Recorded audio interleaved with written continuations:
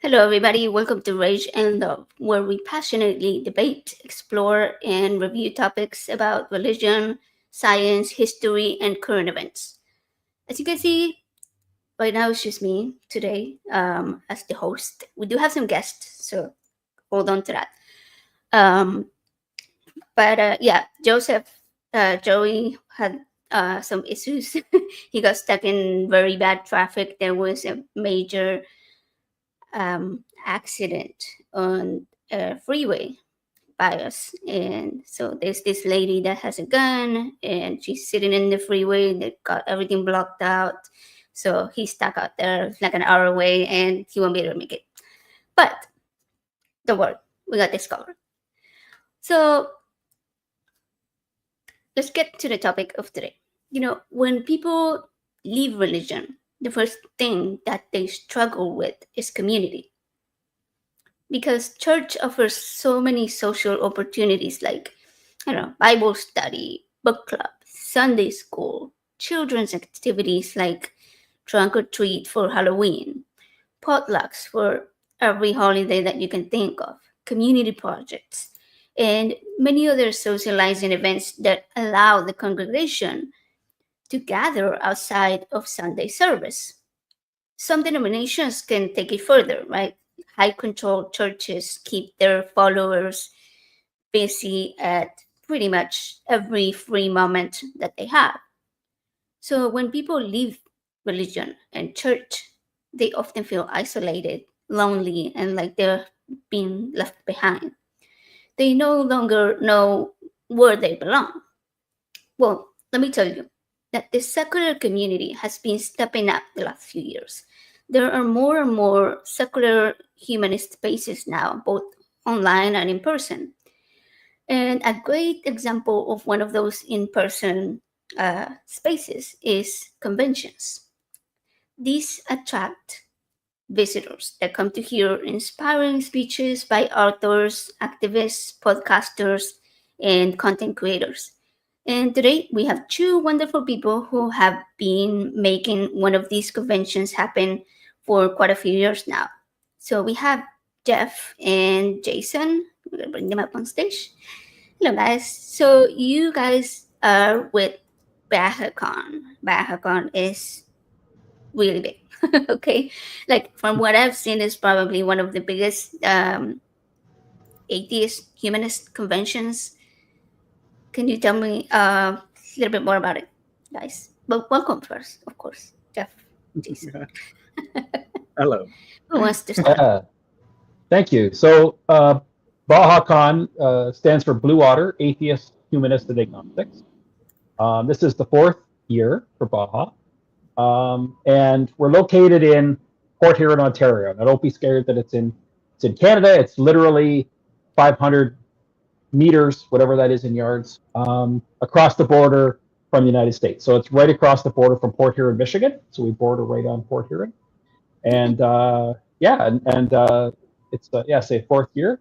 Last year we had 26 different states represented. We had people from 26 different states, and a Wow. number of provinces across the country, as well as a couple from Italy that came to the conference. So yeah, They travel for that? That's awesome. yeah. I would suspect they were probably here for something else, but saw it and came while they were here. I don't think they came specifically to see us, but they might. I don't.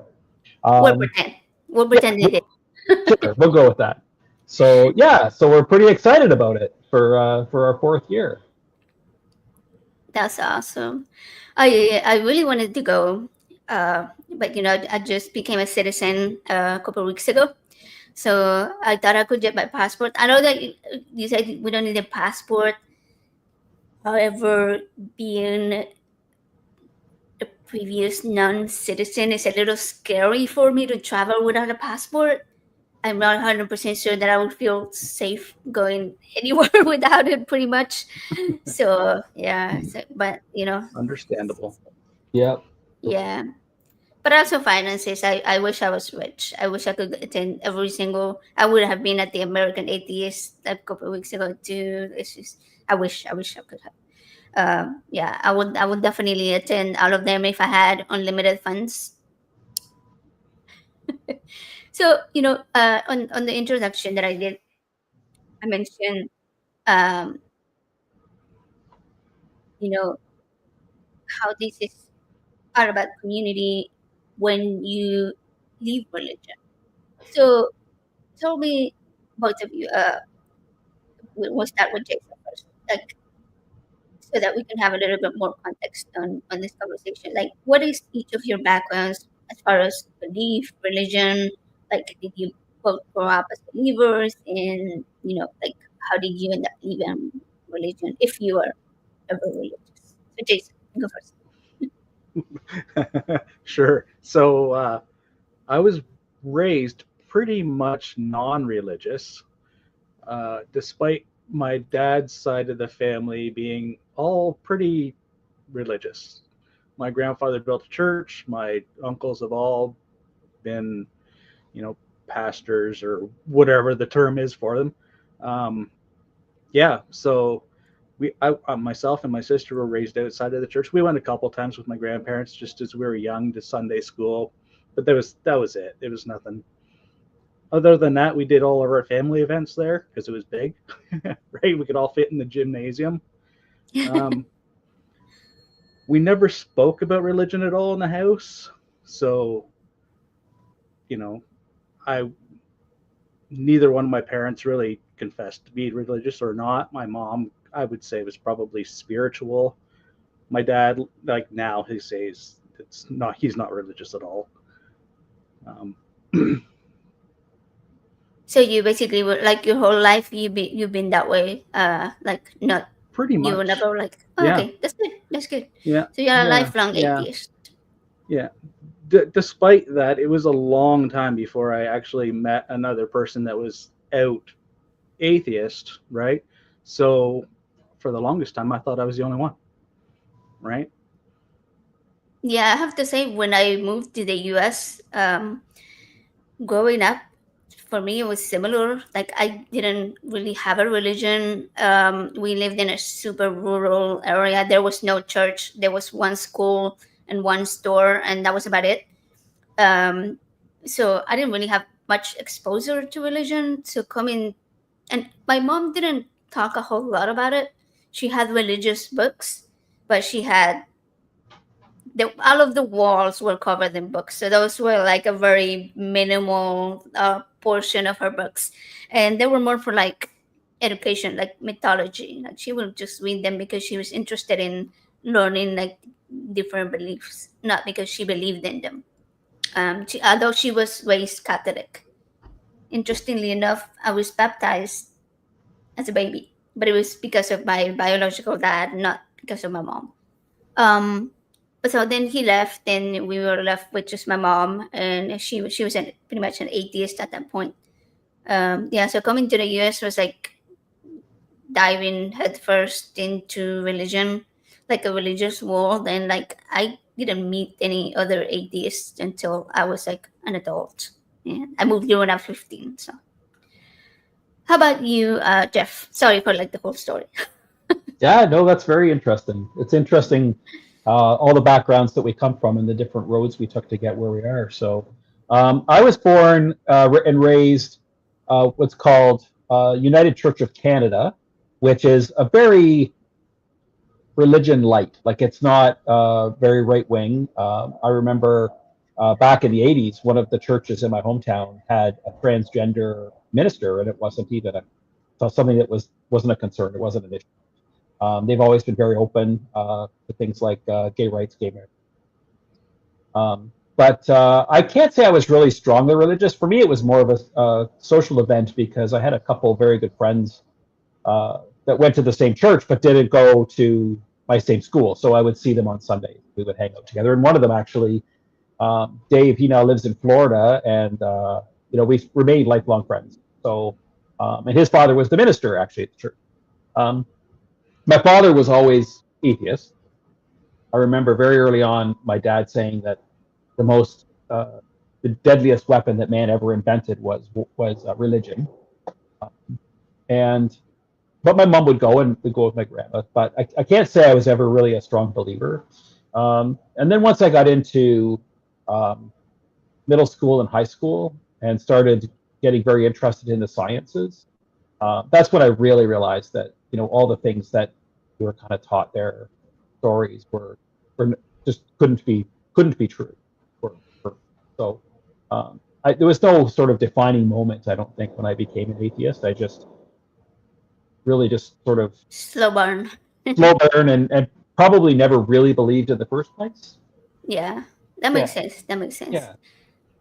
Yeah, I think there is a pattern there from what I've seen, and I'm not saying I haven't seen studies on this, so please don't think I'm being an expert on it.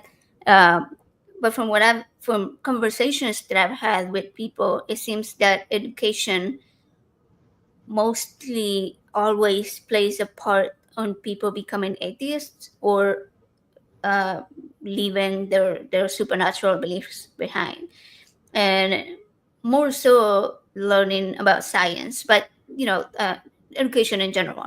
Um, when somebody grows up in a very controlling religion and then they go to university or college, they get this exposure to so many different people that they never had before, like gay people, people of color, immigrants, people from different communities, and they start learning about the real world that is outside of that bubble that high control religion builds around people.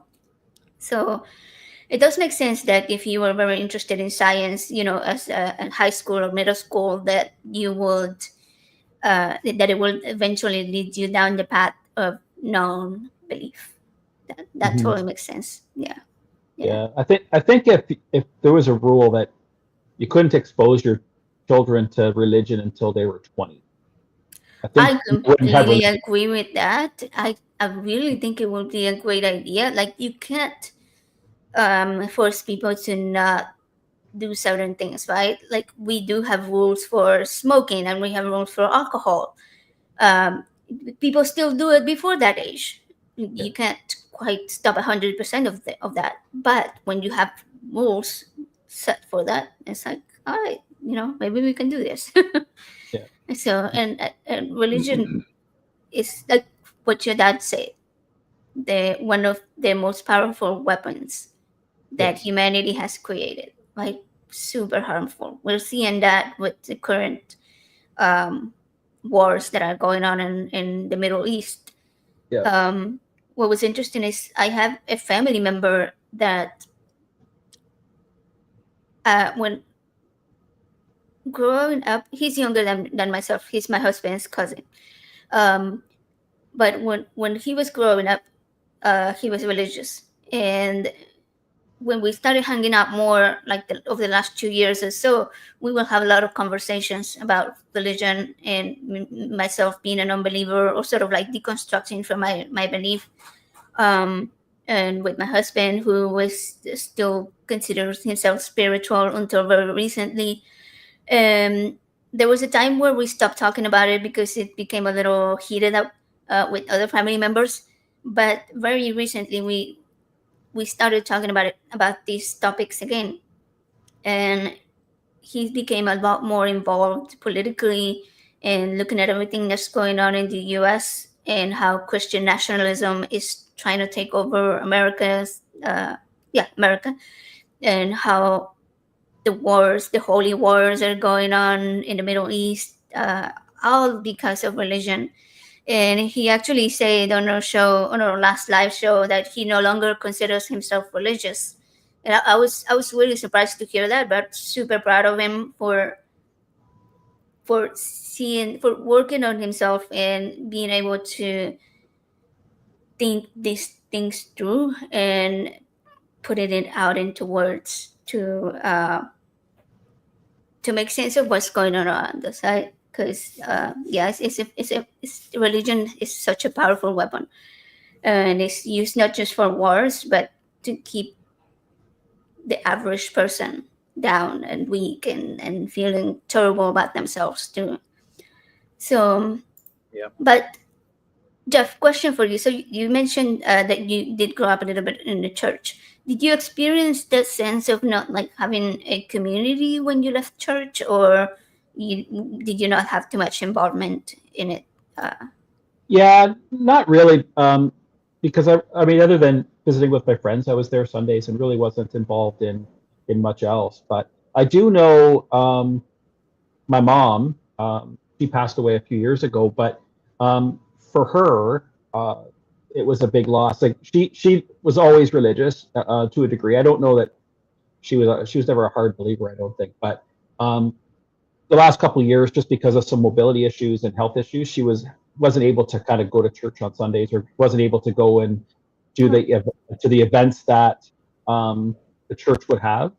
And I think for her that was a big social thing. So I think she really missed that sense of community around the people. And in her town, a church had closed, a couple churches had come together, and so her church, the one that she grew up in, was demolished and ended up being a parking lot, and the congregation joined another congregation. And even though she still had that church, she felt a loss because, quote unquote, her church, right, the building she was used to, was no longer. Okay. Yeah, that's hard. I feel like a lot of like the older generation that hasn't left religion yet will feel it a lot harder when, like, if they do become non-believers, because they've been involved so deeply in that community for so many years. Like I mentioned earlier, there's like things like Bible clubs and like regular book clubs or potlucks and child events that revolve around child activities and stuff like that bring the community together outside of just the Sunday service. So tell me, like, aside from like these conventions like BAHACON are amazing for the atheist and secular community. But aside, I'm gonna ask Jason this one, since you've been quiet out there.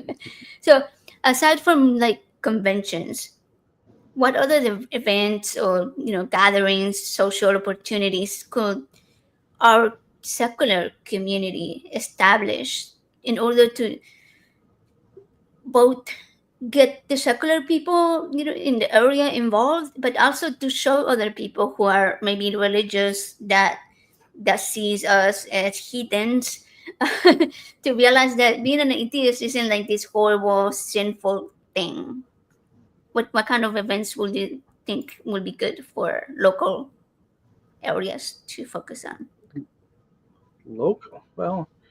Locally, just meeting up and having maybe drinks together is a great idea to socialize, right? And talk and get to know people. I mean, we have breakfast once a month as our group. So we go out and have a breakfast. Yeah. So we get to socialize with everybody and talk. That's awesome. We also Yeah, we I have did see the breakfast. It looks good. we in the summertime when it's nice, we do meetups down like at the river. We set up a canopy, a shelter, and a little sign out saying, Baja, so people can come up and talk to us if they want, and just kind of put our name out there. Yeah. That's awesome. Yeah, because like interacting with the community, whether they're atheists or not, is a great way to get the word out about the event, and also, like I said, to show people like, hey, we're not scary. We're not like horrible, sinning all the time, trying to I don't know, make everybody gay or something. Yeah. So We also, with the profits from Baja, goes to local charities.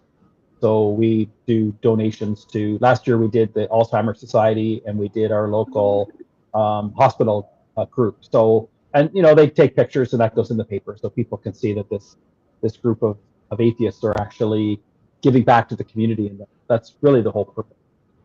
yeah, that's a great idea.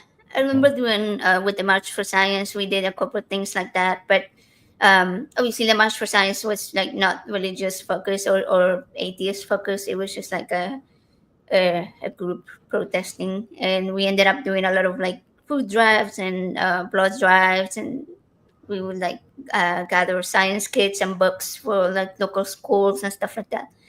I would definitely love to do more of that, but focus on the secular community. Yeah, to get the word out. To get the word out. We do have Houston, secular Houston here. who is it's actually run by Will Judy.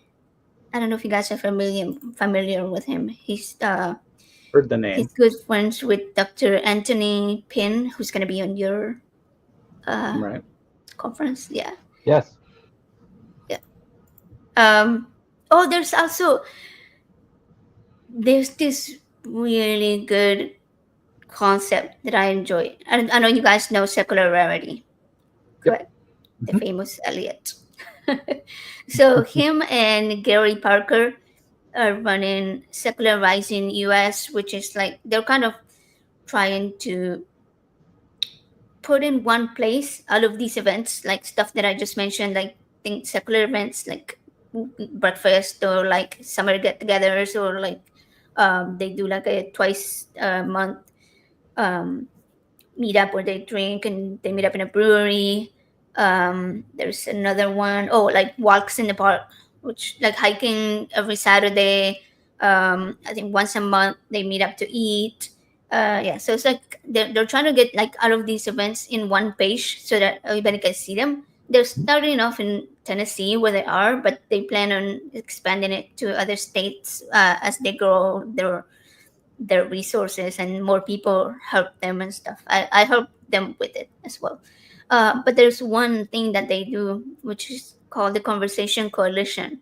And basically, they bring atheists and theists to have conversations. Sometimes they'll both be on the stage, sometimes they'll be just one or the other on the stage, and then the audience asks them questions and they're moderators, so it's kind of like it's not really like a debate, like a hard back and forth. It's just more like a respectful conversation to get people getting to know each other, like getting to know why theists believe what they do and why atheists believe what they do, and let the other side see their perspective.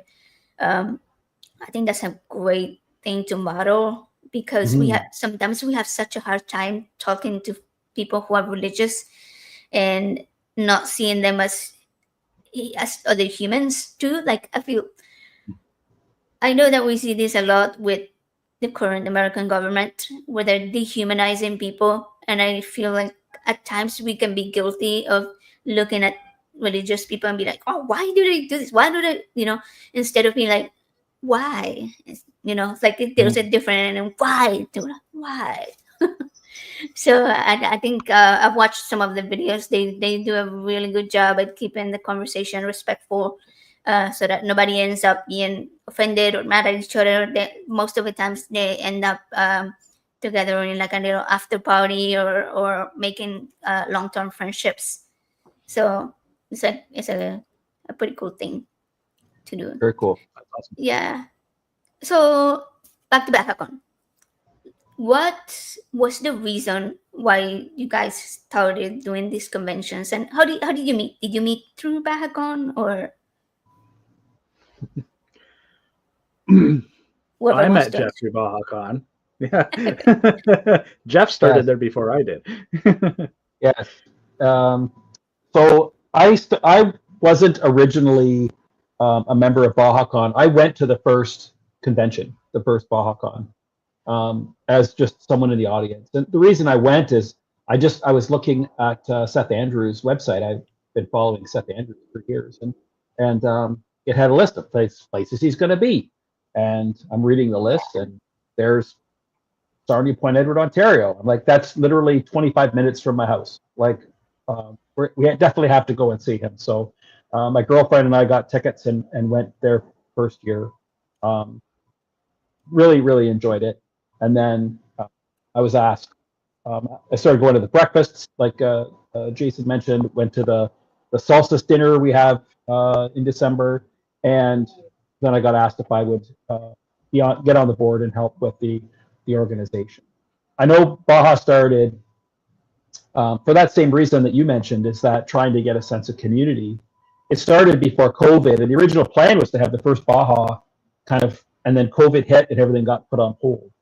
Oh, So the first one was in 2022, after kind of COVID settled down, and they were able to do it. So this is the third one that I've personally, I've gone to all four. This is the third one I've been involved in organizing it and helping to run it. So my job at Baja, if you make it there, I'm the MC. I kind of try to keep everybody on time. I fill in the gaps between speakers, and yeah, we just have a good time. That's how it. Yeah. How about you, Jason? How did you get Yeah, involved and get there? the same thing. I had seen that the conference was happening. The first year I could not go, so the second year I wanted to go, could not go, and then last year, I know, yeah, last year I found the Facebook group, the Baja Facebook group. So I joined the Facebook group, and then I realized that they were doing breakfasts. So then I went to a breakfast, and I went to another breakfast, and a couple of the other events, and then before I knew it, Baja was there. So I was at Baja, helped with the event. It was all done. It was wonderful, amazing last year. And then after the event was done, I was asked to join the board. So this year's the first year that I'm actually involved with it. Yes. Oh wow, cool! In the planning and everything. Yeah, I don't think I've planned some big events before. Like I said, the March for Science was the first one. We had like 15,000 people. That was my first time ever speaking in front of an audience, and I was super scared. But yeah, I don't think people realize how much work goes behind doing these events. Even if it might seem like, oh, there's only like 5 speakers. No, there's a lot going on.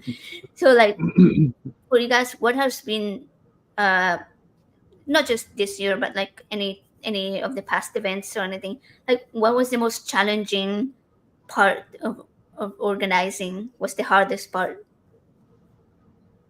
How about you, Jeff? I see you thinking. Yeah. I think I'm fortunate. I think Jason is too. That a gentleman by the name of Bob Barnes, who really started the whole thing, does a lot of the really hard work, which is good. He's 85 and he's still going strong. Wow. It's the timing, I think, is a challenge. Again, Bob looks after most of that. So when this year we have 10 speakers coming. A number of them are flying into Detroit, which is about an hour away. We arrange for shuttles to pick up the speakers. So arranging the flight so they all kind of come in around the same time. So you can have shuttles come and pick up the speakers, right? Yeah. And then leave around the same time so we can get them all back to the airport. And they're coming from all over, so all over Canada, the United States. So just coordinating all that stuff is quite a challenge. And say, fortunately, Bob looks after most of that for us, which is good. Yeah, I'd say really the only other thing is just keeping the timing and keeping the momentum going. So people are engaged throughout the day. Not so much an issue for us. It really is the speakers that we get and having interesting topics and different speakers and stuff that engages people. So last year, the year before, this year will be the same, I'm sure. Like the room is full for every speaker. People are there for the whole thing because we do try to get a very engaging group. Oh yeah. That's how the guest list, and yeah, it's amazing. What about you, Jason? Do you have any thoughts on what was the hardest part, or like, did you struggle with anything, or has it been pretty good? I don't think there's anything that myself that I've struggled with a whole bunch. Like I said, Bob does a lot of the heavy lifting for us. So sounds like Bob's meant to watch. He's got it under control. That's awesome. Yeah. As he says, he's retired. He's got lots of time on his hands. Oh, well, that's good. That helps. Yeah. Probably, maybe one of the hardest thing. Both Jason and I, our partners, are both involved in Baja as well. So we have to make sure that we don't step on their toes. I guess maybe be the hardest thing. Make sure that Melanie and Suzanne are happy. That's right. Yep. Oh yeah. If the wives are not happy, nobody's happy. Okay, we know the rule. That is a humanity rule. All right, everybody knows that. Yeah. They So actually have one of the hardest jobs, I think, because Melanie and Suzanne, they look after like the registration desk and like all that organization, mm, getting people registered, name tags, all that, which is a big job. So they take that on and just do a great job. So if you're anyone coming to Baja, say hello to Melanie and Suzanne when you're checking in. They'll be happy to help you. awesome. Yeah, I'm sure that it takes a lot of volunteers to run the event, the day of the event. It's pretty major. So let's talk about some of the speakers. I know they're all amazing, okay, and it's hard to pick a favorite, but I'm sure that each of you has a preference on a topic. Like let's talk about topics, okay? Not so that way we don't pick a favorite person, just a favorite topic. so so who is bringing your favorite topic? I'll start so that you don't feel bad, okay? For me, if I were to go to BAHACON, I would want there to be a panel, not just a single speaker, like a panel, and put Seth Andrews, Forrest Valkai, and Erika Gibbons, and I will sit there like 24 hours straight.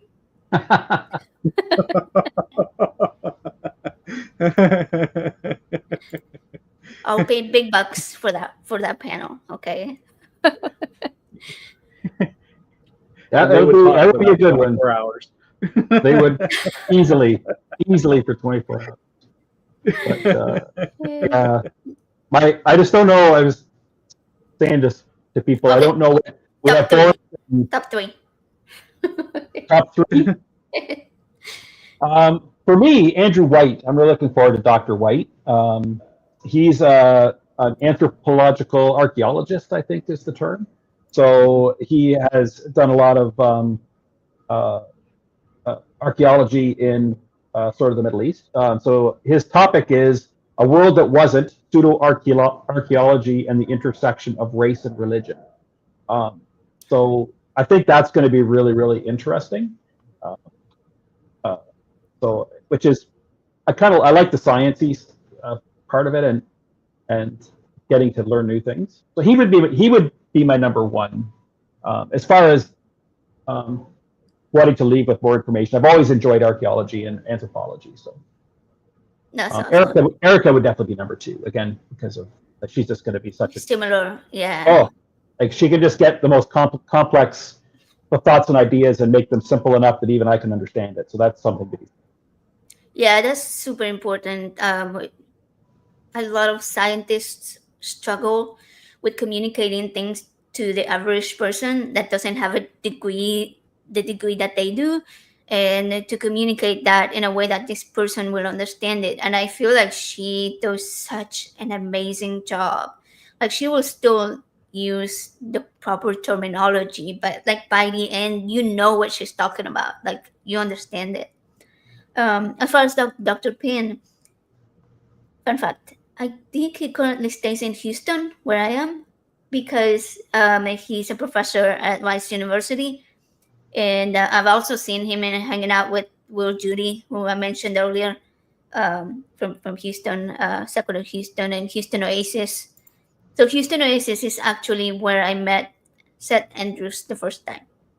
So I was friends with Will Judy, and he posted about Seth going to be because Will is part of, I think, the board might be for Houston Oasis, and so yes, he always posts about the events, and I was like, oh my gosh, Seth Andrews is gonna be in Houston. I have to go.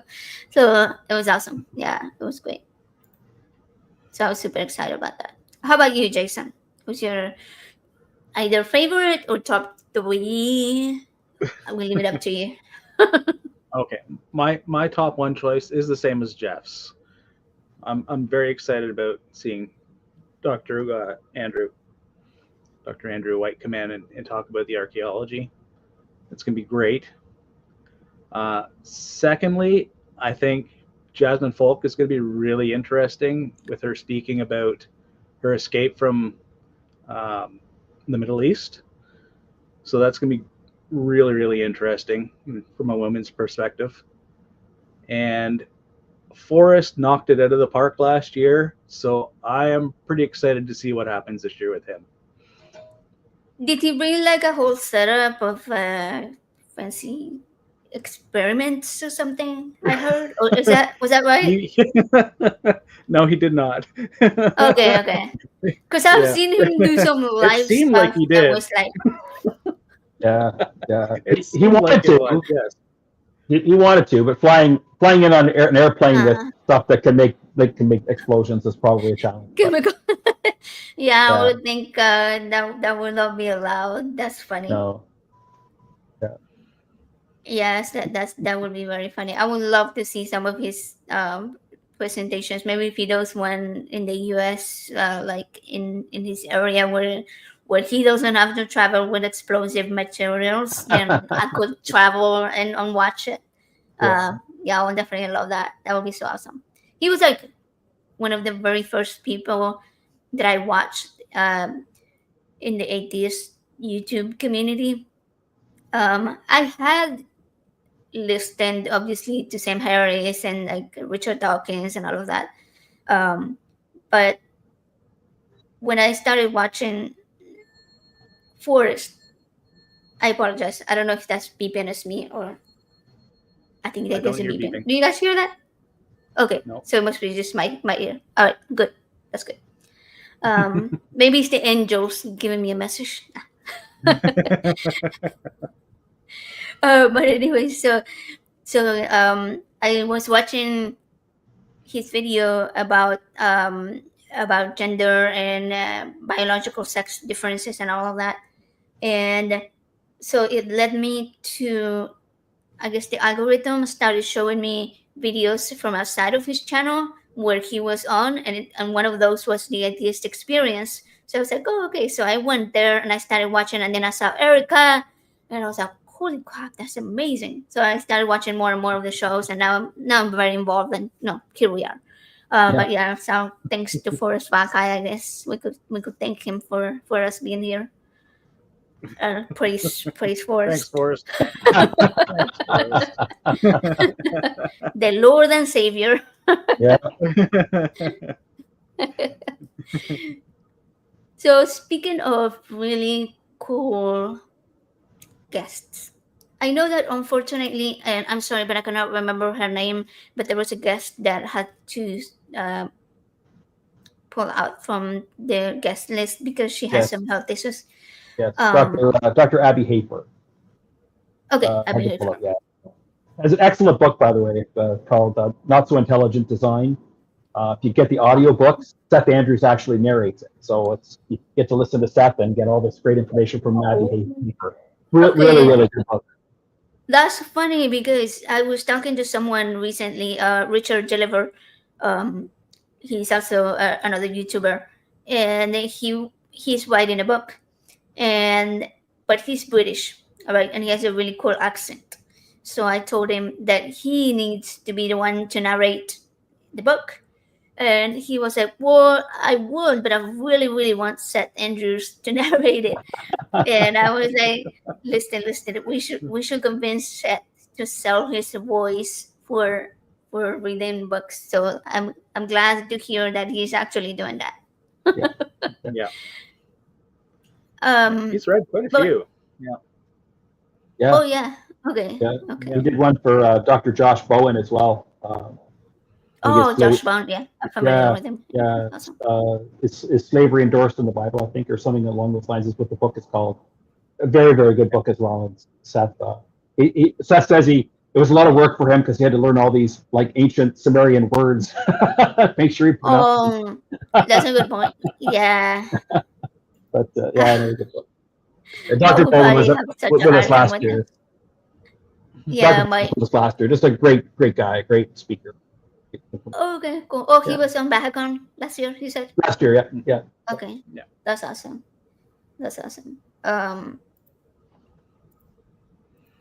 Yeah, I forgot what I was going to say. So fortunately, even though Dr. Hafer had to back out, we were able to yeah, that's very good. Okay. find a replacement speaker. So we have the genetically modified skeptic. Drew Yeah, is going to Drew be McCoy. Drew McCoy is going to be coming, so that's going to be really fun. So I haven't had the pleasure of meeting him in person yet, but he lives in Austin, which is where they have the atheist community of Austin, where I do all the shows, and Forrest Valkai does the shows and stuff. And but I've seen him. He does such amazing work to fight against Christian nationalism, trying to take over for like specifically schools in Texas is one of the things that he does a lot for. So recently, it was about a month ago, where they introduced a bill to where the Ten Commandments, but specifically from the King James Bible, have to be displayed in public school classroom walls. And so obviously he doesn't have kids himself, I think, but he didn't want this to pass. So he and a group of extremely vocal people went to the Texas Capitol, um, and they stayed there for about 24 hours. They wouldn't tell them what time they could testify. They were just like, you're just gonna stay in this room until whenever that happens. So they didn't know if it was gonna be a whole day or 2 days or what. But they do this on purpose. They do this to get people tired, and so that if there's a large group of people, you're only gonna end up with like 2 or 3 or 4 that can, at the most, that can make it up until the end. Because people have families, they have to take care of their pets, they have to go to work, so they can't stick around for all that time. Fortunately, he was able to stay for the full time, and he spoke. They just give you like 2 minutes, even if you stay there for 2 hours, for 24 hours, which sucks. But yeah, he spoke against it, and he did the whole thing. It was pretty awesome. But he does like a lot of work trying to get people to contact the representatives, legislators, going to protests, all kinds of things that can make a difference, hopefully. Unfortunately, bad news is our governor signed the bill. He passed it. It made it through the House and the Senate and everything to the governor's desk, and he still passed it. Um, the good news, I guess, would be that there are already lawsuits lined up waiting to stop that from actually happening. Pretty much most of the other states where the Ten Commandments laws passed were not able to be put in place in classrooms because they were so quickly challenged that the Supreme Court determined that it was unconstitutional. So I don't think it's going to happen, even though he signed it. Even though it's still there, they're trying, but hopefully all of these pushback will help to the point where kids don't actually have to see that in classroom. Yeah, I mean the argument that they've used is that the United States is based on Christian values of the Ten, which is absolutely the opposite of. I mean, it's very much as is Canada. People are free to worship whatever God they want or not worship a God, which really is in direct violation of like the first 3 commandments, right? I mean, thou shalt worship no other God but me, number 1 on the list, which has nothing to do with morality. Like the first 4 are like stuff like that. yeah. So there's only, I think, 2 that are actually illegal: stealing and killing. I think everything else is really. It's just a strange argument to make that the United States or Canada is based on Christian values, because it certainly isn't the case. It's based on social values. Yeah, that's true. Yeah, a lot of the people that claim that the U.S. Was based in Christian values, like I'm sorry, that it was that our forefathers were Christian and wanted the U.S. to be Christian, what they're usually thinking about is the Declaration of Independence, which does mention God, but it's nowhere in the Constitution itself, which is what we use for the rules, does it mention God at all. So yeah, so even their own argument doesn't hold any weight. No. So yeah, but there's just been so many different types of bills trying to push that kind of stuff. Um, Another one was down here in Texas as well, where they introduced a curriculum that has so many Bible verses used as the basis for the lesson, like the Good Samaritan story and all of that stuff. There's even Genesis stuff to about evolution, and it's like, wow, okay. So what they do is like they passed it. It's not mandatory. The schools don't have to use it, but they give them money if they do. And so you have schools like in my area, it's a very low income school, and so they're going to use it because they need that extra funding, which they're not getting enough funding from the government already. So they're like, you know what, we will put it in and take it. Yeah, so it's really sad, and it doesn't do anything for freedom of religion. Okay, it's just freedom to be Christian. That's it. They should rename it to that. Freedom to be Christian. I'm surprised the Christian nationalists have even read the Good Samaritan. It seems like, based on some of the actions that they're going for, that's one they really don't understand. That's so true. You know what? I never thought about it, but yeah, you're right. You're so right. Because this whole love thy neighbor thing is like, well, but only if they're this and this and this and this.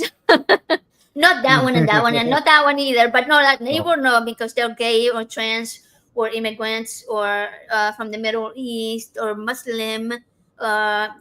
Yeah, even just a little shade of color, you no longer qualify to be part of our neighborhood.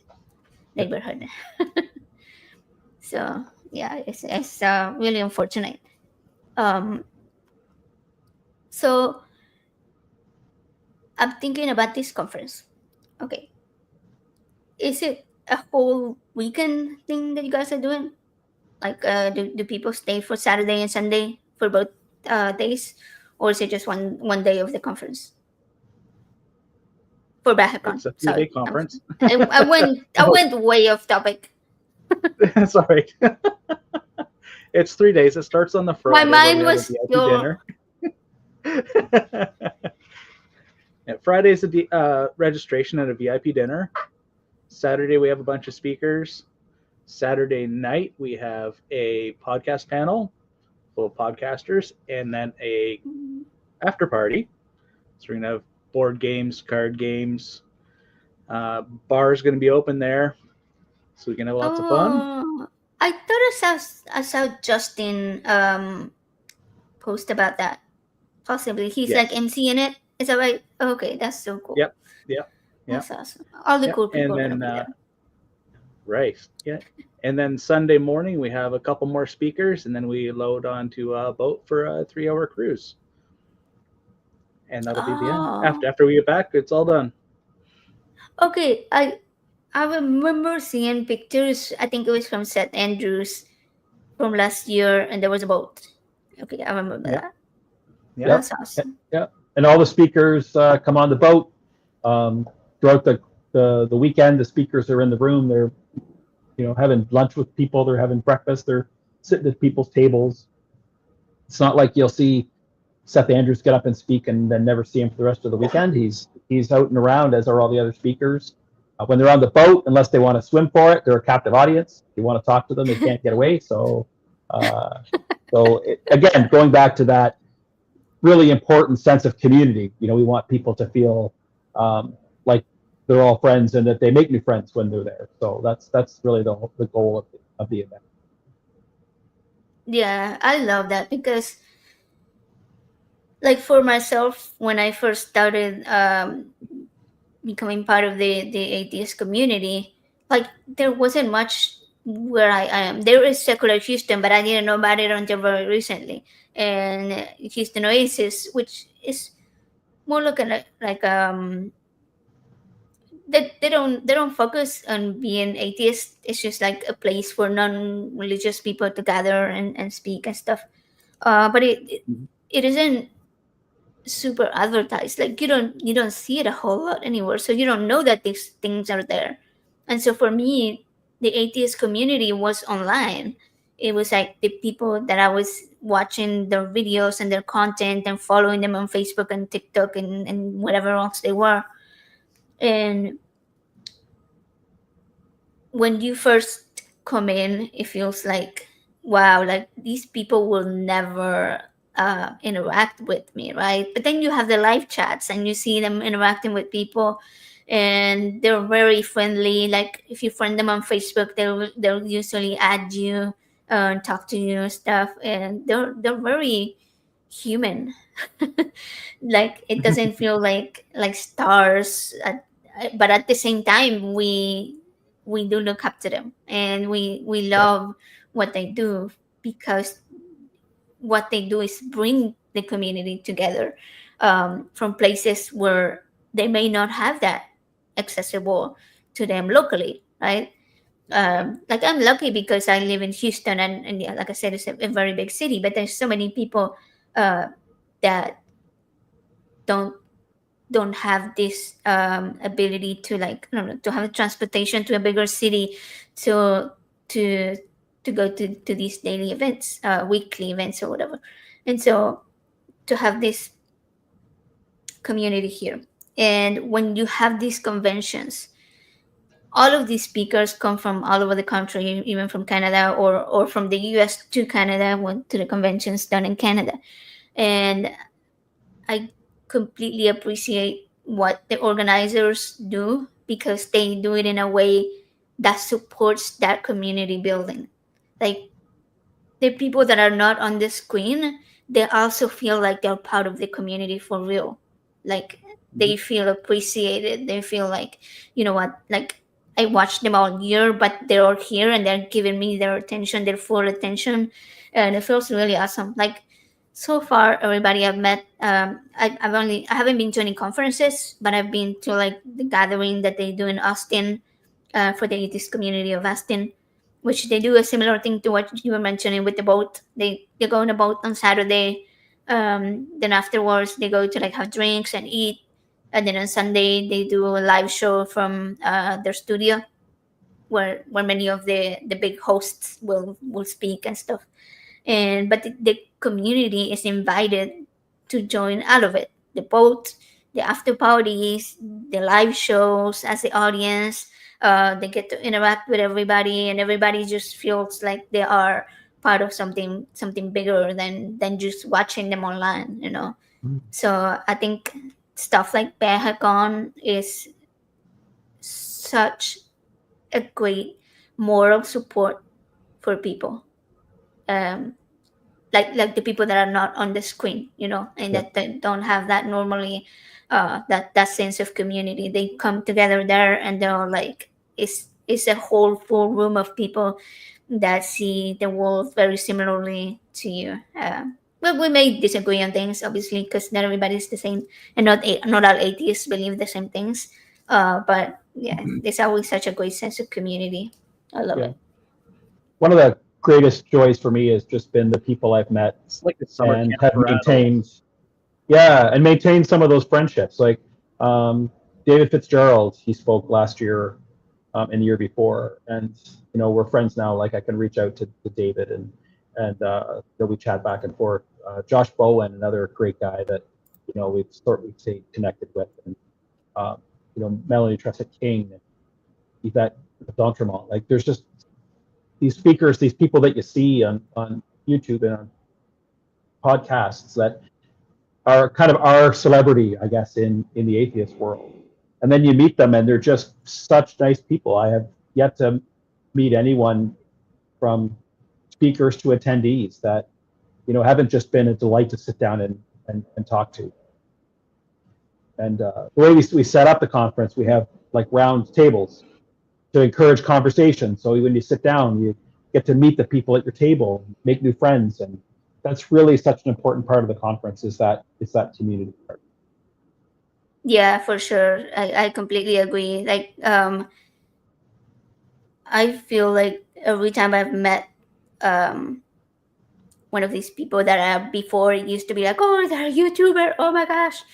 Now I consider them friends, and they're just like they're really really awesome people with such great values and such great things to add to society, right? And everybody's on the same boat. We're all trying to make the world a better place. Yeah.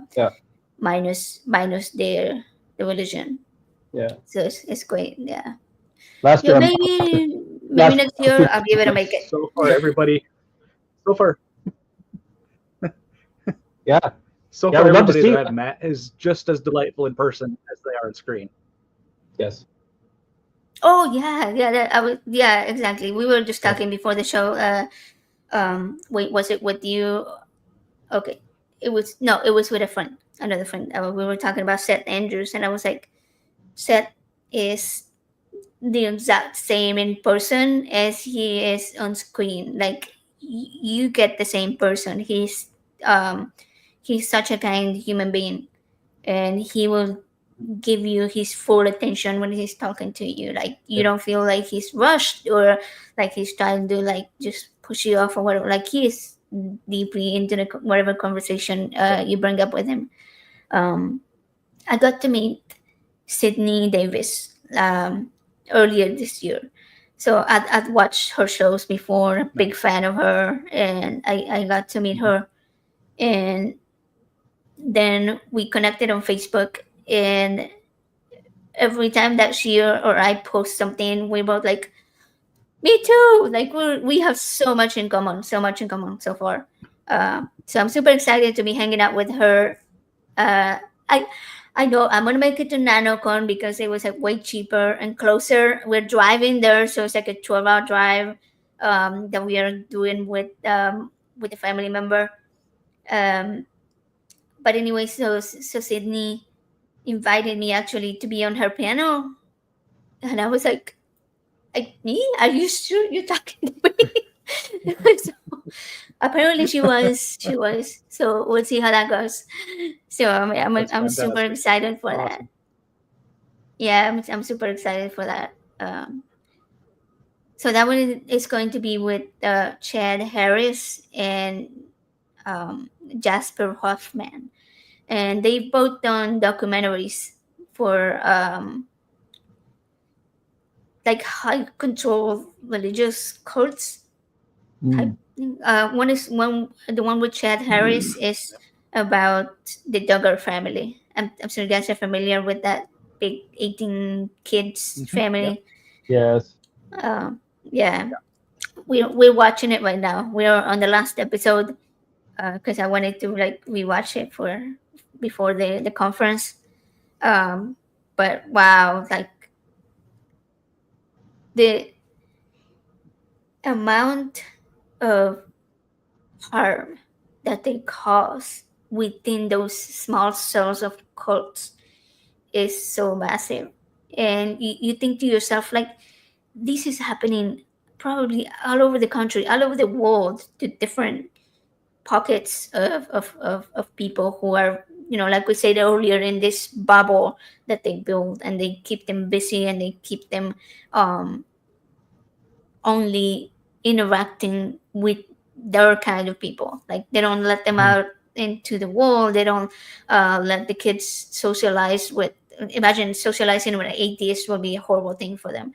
They're usually homeschooled, but in a very extreme way. I homeschool, so I'm not against homeschooling. But our type of homeschooling is very secular.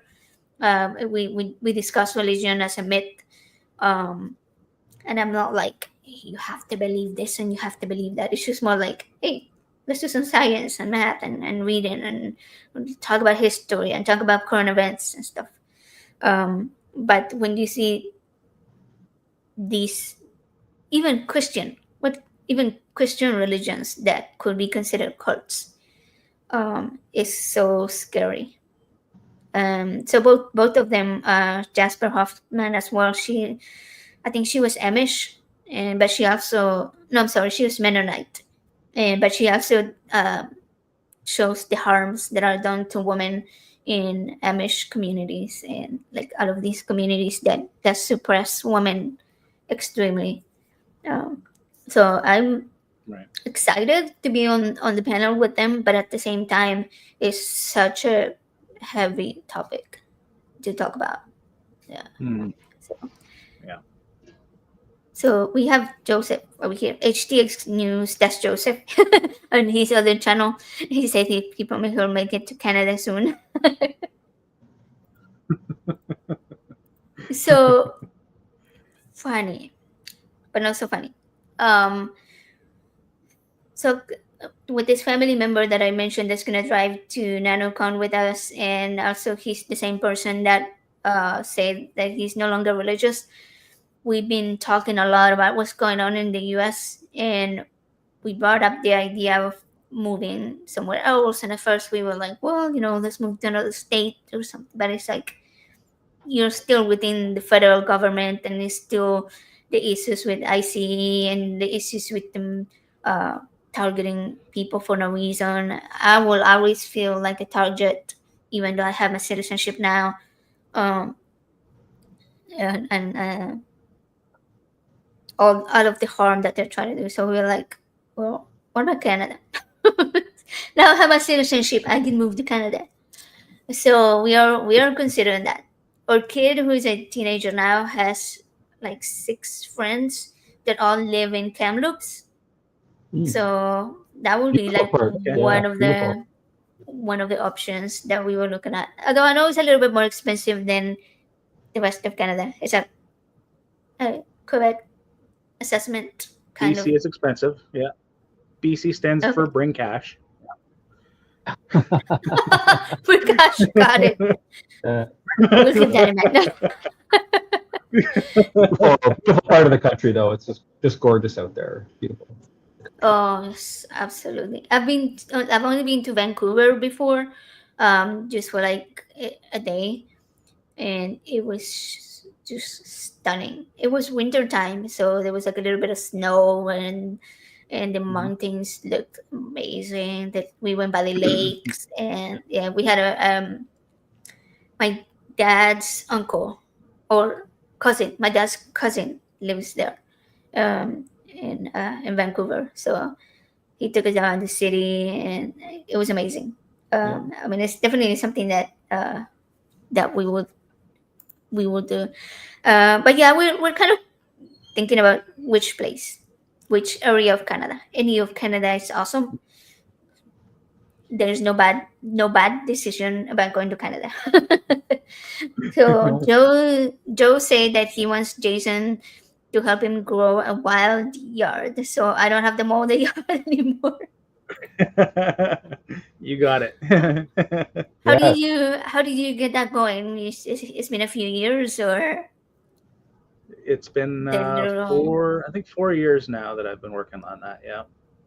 All native wow. plants. Yeah. Just amazing. No more Just lawnmower. gorgeous. Yeah, it looks really cool, really cool. He gave Or us some plants for. We have a trailer not far from where I live here, so Jason donated some cuttings to us, so we have them planted in our trailer. So we're hoping we'll get a nice little garden as well from what he's given us. that's awesome. That's Yeah. awesome. I'm pretty big on gardening, so we could definitely make it happen. Yeah, I have our current backyard is like a jungle because it's been hot, like a sauna. I'm talking about like over 100 degrees Fahrenheit. Does Canada use metric or We're the We use metric metric. system? Celsius. Or? Yeah. Yeah. Oh, Just, okay, Yeah. of Yeah. course, just America. We're like way behind. We should just throw it out and join the rest of the world. Okay, it's It so was over annoying. 100 degrees Fahrenheit here the other day. yeah. Okay, yeah. So I think it's Yeah. like 35-ish Celsius, something like Yeah. that, Yeah. Yeah. if I'm Yeah. not mistaken. Yeah. So it's been that hot and extremely humid, and it's been raining for days. so we haven't been able to cut the grass, and it's probably like this tall. Oh wow. I took my dogs out earlier to the back, around the front and into the backyard, and they did not want to go in the grass. They were like, no, I'm good. Well, when I was growing up, my father was a gardener by trade. He was trained in England as a master gardener for 7 years. Came to Canada, was a gardener for a big theater we have in Stratford, where I was raised. So we had to cut the grass at home. We couldn't have a powered lawnmower. It was a real mower, like a push mower, because Oh, it was the only way to properly cut the grass, in my dad's opinion. And so every 3 days, the grass had to be cut. with the bush, So yeah. I'm sure he put you to it. Did he if put it you got to that, the job? yeah, if it got that long, you'd have to start 2 doors down and take a run at it to even start cutting it. But yeah, he did that for many years. Wow. Yeah, but now Joe uses the push mower because or we have quite a bit of stuff in the yard. Like we have a above ground pool, and we have garden beds and like a little patio. So there's not too many places for a riding mower, so he has to use the push mower. So and same with the front. So yeah, it's too funny. Oh, somebody say that we should get some goats. That would also take care of the grass. That's a good idea. But then you gotta And they're scoop fun up to watch. the. They're That's fun true. to watch, but then you gotta scoop up the things they leave behind, the gifts of nature. So I grew up with a lot of horses, and believe me, it's not fun. Like my mom would put us to shovel into the. Oh yes, fertilizer. That's true, Mikey. And you know what? I have a garden. I have vegetable garden, so fertilizer. Okay, I could put the teenager to pick it up. You know what? We're making plans here. We're making plans. Yeah, I actually got into gardening before COVID because I'm sorry, during COVID, not before COVID, during COVID, because we were bored. And so we didn't have much to do outside the house. So like we would like go in the backyard, and one day I was like, hey, I was watching a video and they were growing tomatoes, and I love tomatoes. Can you make me a garden bed? So Joe made me one of them. And the first year it was just that one bed. And then the next year we added more and more and more. Now I have like 3, 4, and then a bunch of like smaller potted stuff. So over the years I've done a lot of stuff. I prefer the fall because I can grow greens and broccoli and like kale and cabbage. That's which I really enjoy all that stuff. But in the summer, in the spring, I've been growing. This spring, I didn't plant too much. I put tomatoes and peppers and basil. That's about it. But they are loving all the rain, and I have so many tomatoes, I bet. and I'm the only person that eats tomatoes in this house. Oh wow. I have like 13 plants. So you can imagine how many tomatoes that is. my my kitchen table, there's probably like this many tomatoes piles. Yeah. Oh yeah, and we have a lot of hot peppers. So Joe loves hot spicy stuff. So we always grow some hot peppers, and he has some like really long red ones. He almost killed me a couple days ago cooking them because he was like cooking some onions on a pan, and he put the peppers in it, so they started like diffusing the oils, and we couldn't breathe. Oh. So it was a lesson learned. They're spicy. That sounds Yeah. perfect. I'm in. Yeah, I'm not a big fan of spicy, but I will eat a little bit. I made a different sauce. So I cooked them in the air fryer, so they wouldn't like this the fumes wouldn't be so bad. And tomatoes from the garden too, and some garlic and basil, and I made a really nice sauce. So that's the only time that I'll eat a little bit of spicy. Yeah, Hmm. it was really good. Good stuff. So what's your guys' favorite food? Favorite foods? Jeff, you go first. Oh, Oh, geez. Chicken wings. Chicken wings, okay, Probably okay. chicken wings. My food selection has changed. I got put on a medication last year, and it has changed my taste. So, like, I don't drink coffee anymore. I used to drink a couple cups of coffee in the morning. I don't really care for the taste of coffee. Oh So, wow. so it's interesting how this that's has kind of sad. changed things. But it is. But chicken wings are pretty neutral. They're pretty easy, and yeah, and I don't mind them a little spicy. So a little not Jason spicy, I don't think, but I like a nice chicken wing. That's cool. What about you, Jason? Um, I probably if money was no object, it'd be probably prime rib. Ooh, that's a good choice. Yeah. You know, I've been vegan for a while, but I'm not gonna lie. Not gonna lie. Cannot lie over here. I did love steak, so that's a solid choice. That's a solid choice. I was just thinking, our governor just today. I saw the news headline. He banned lab grown meat, and I was excited for the lab grown meat because I like steak, okay, and chicken. So if it was produced without harming an animal, Mhm. we wouldn't eat it. So Yep. yeah, I was pretty bummed that he's like, nope, nobody's gonna have no lab grown steak. But we have all of these ultra processed food like substances because I you can't It's even all call them food now, story. right? Yeah. Well, like genetically modified vegetables and fruits. Yeah. There's like there I know that there are some vegetables, I can't name them off the top of my head, but I know I've read about there are certain vegetables that were man-made, like cauliflower. I think it was cauliflower, one of them. Yeah. Broccoli. That Yep. didn't, yeah, Broccoli, that yeah. Yep. That okay, whole family.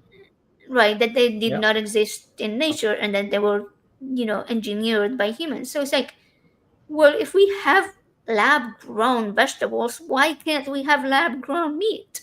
If you don't want to eat it, don't. If you do, then that's your choice.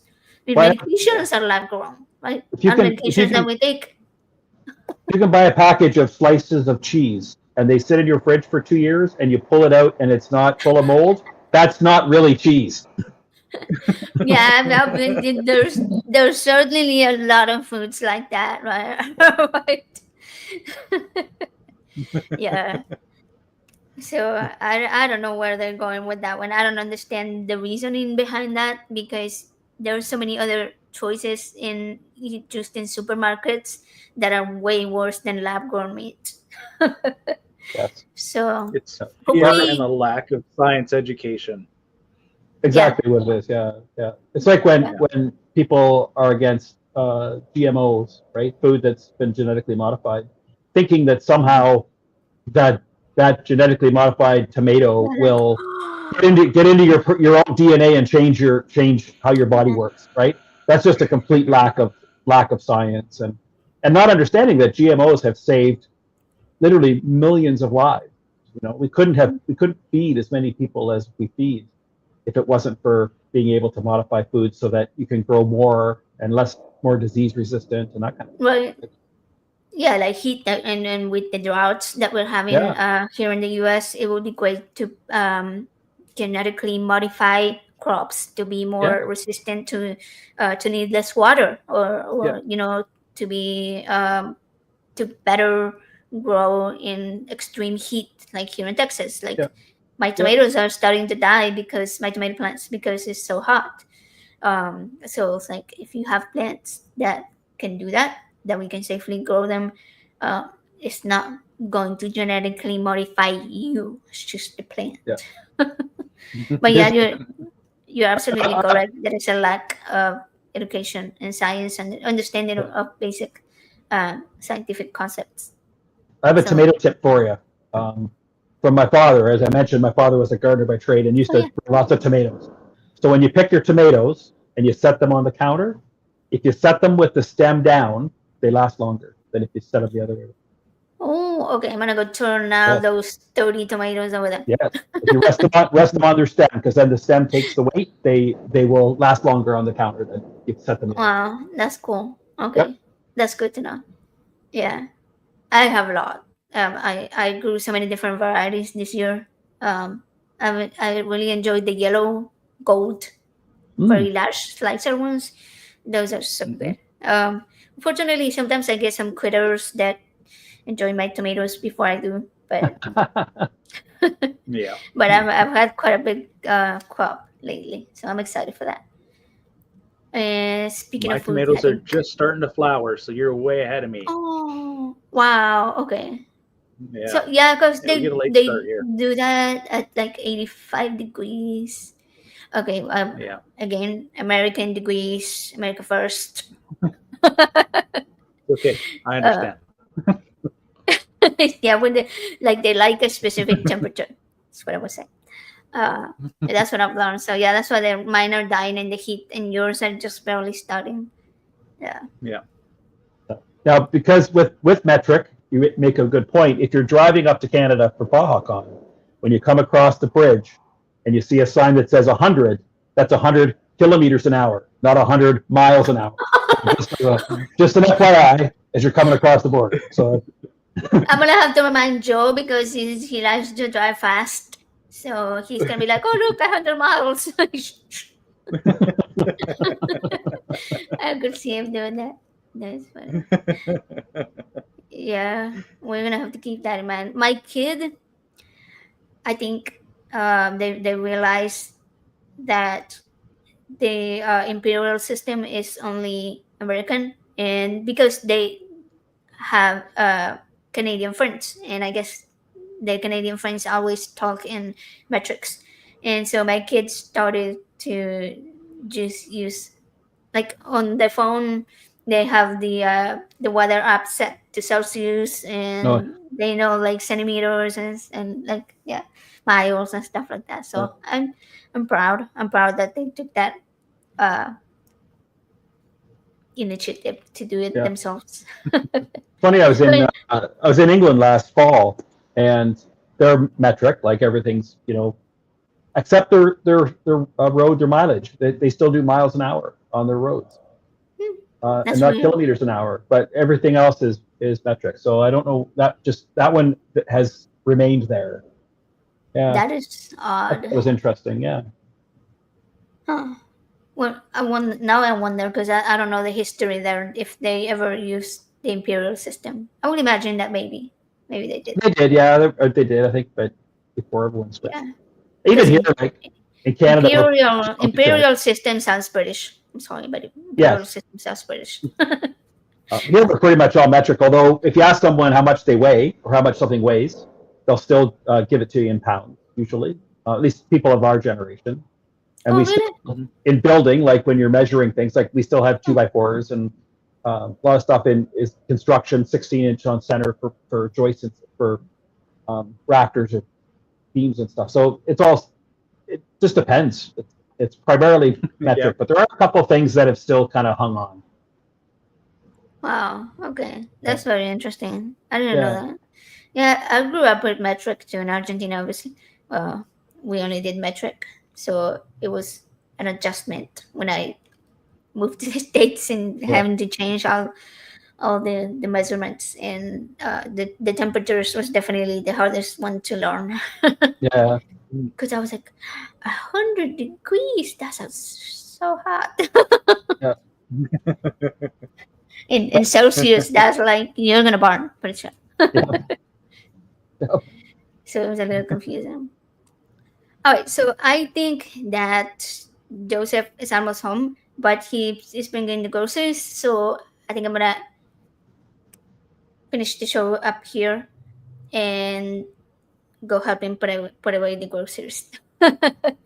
So I really appreciate you guys coming on here. Let me quickly bring up my YouTube so I can let the viewers know what we have coming up.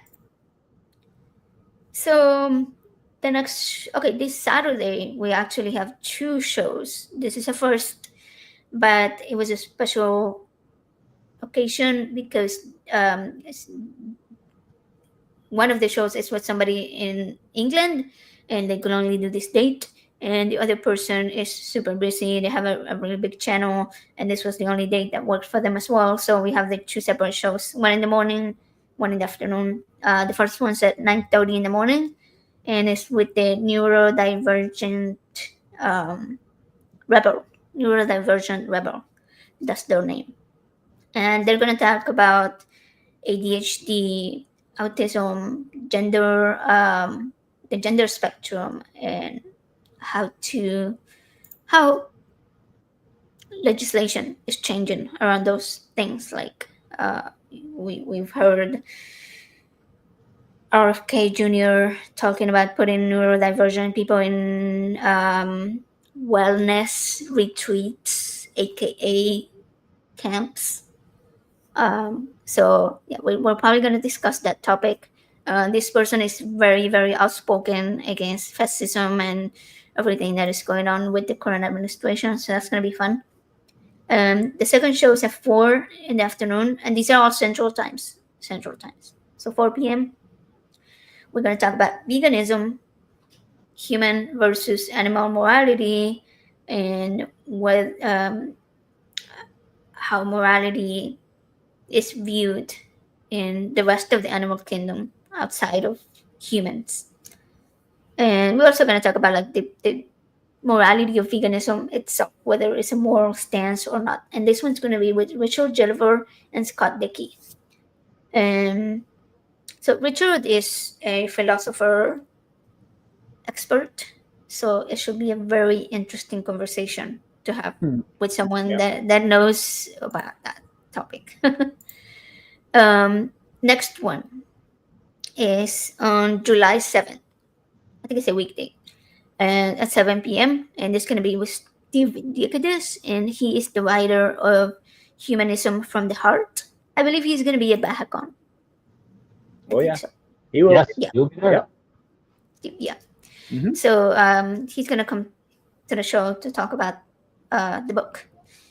And the last one that I have scheduled right now, I have some that I haven't put on my channel yet, but I'll get to those another time.